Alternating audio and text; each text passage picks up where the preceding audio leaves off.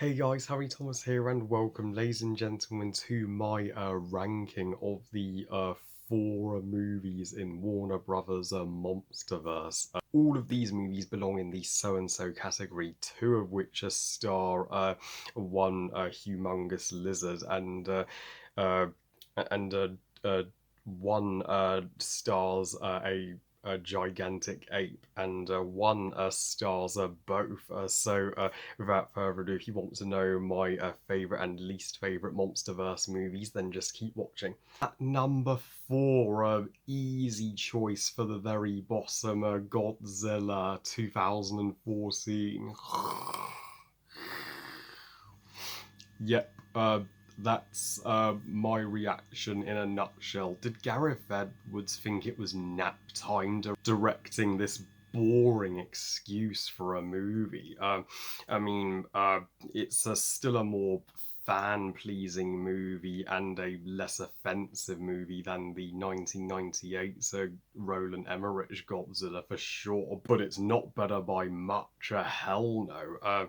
The I mean for one thing, where's Godzilla? Where's all the cool monster fights? It just, every time you think a cool fight is going to go down, it just lazily cuts to a TV screen. Gareth Edwards, how dare you cheat us like that? And why uh, uh, give the King of the Monsters, Godzilla, such a restrained 15 minutes of screen time in favour of the human characters?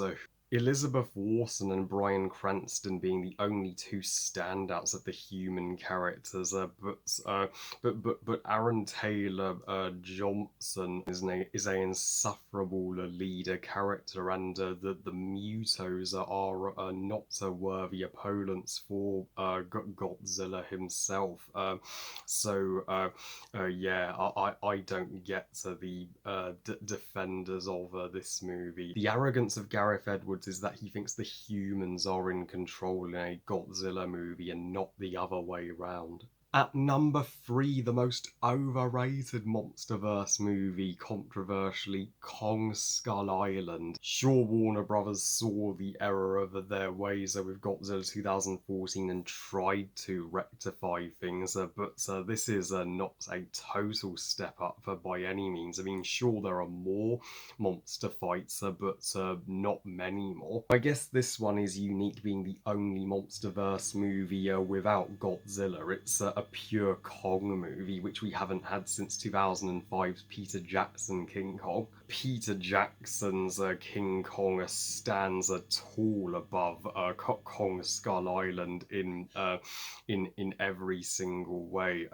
Kong should have been treated more like a character, like he was in the Jackson version, but instead here he's treated more like a creature. And Brie Larson is the only one of the human characters that I liked a lot, and I was convinced by her friendship with Kong. It sucks that she didn't get to interact with him in Godzilla vs. Kong, as that would have elevated that movie even more. But as for the other human cast, Samuel L. Jackson, boring, John C. Reilly, dry and wooden, Tom Hiddleston couldn't be more hollow, and Skull Island here is beyond bland, and you could tell right off the bat that it was not real, and it was so overly CGI'd, and even the creature designs just felt so plain. I mean, if you ask me, why waste your time with Kong Skull Island when you could watch the Jackson Kong? Number two, I know all you King of the Monsters haters are going to want to summon Godzilla to step on me for this, but Godzilla King of the Monsters. How come the 2014 Godzilla has a better reputation with critics than this movie did? Didn't this movie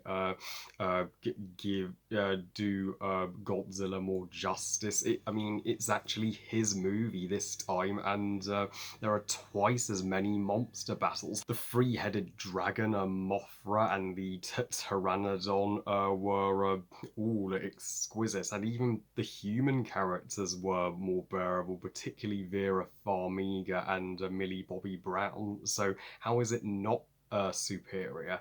I will admit, so the pacing is what still lets this movie down. It could have been trimmed in the editing room, and it's not a movie that I gravitated emotionally towards, but I just put on for fun. It would have been number one if not for its predecessor that just took things up a notch. And my number one favorite MonsterVerse movie is Godzilla vs Kong. Yep, this feels like the both the Avengers and the Batman versus Superman of the entire MonsterVerse. I mean, it's the MonsterVerse movie that we have been screaming for 7 years now. I mean, with the endearing friendship between Kong and the little girl, and bringing in a Mesa Godzilla was a welcomed twist villain, which really, I mean, subverts all the fans' expectations, thinking either Godzilla or Kong will kill one another at the end. But of course, Warner Brothers would never allow that to happen. That's the fastest way to end the franchise and lose money. But yeah, I mean, Adam Wingard did not make a work of art nor the best movie of 2021 by any stretch, but he at least gave us a satisfactory showdown conclusion to the Godzilla and Kong Warner Brothers movies. So yeah, there is no question this is the best movie in the MonsterVerse. Just got to two more DCU movies to review before my updated DCU ranking. I mean, it was 4 years ago I did that ranking, so it's in need of a redo. Well, I love you guys. Thank you for watching. I hope you guys enjoyed this ranking. What are your favourite and least favourite MonsterVerse movies? And do you agree with my ranking, or is your list kind of different?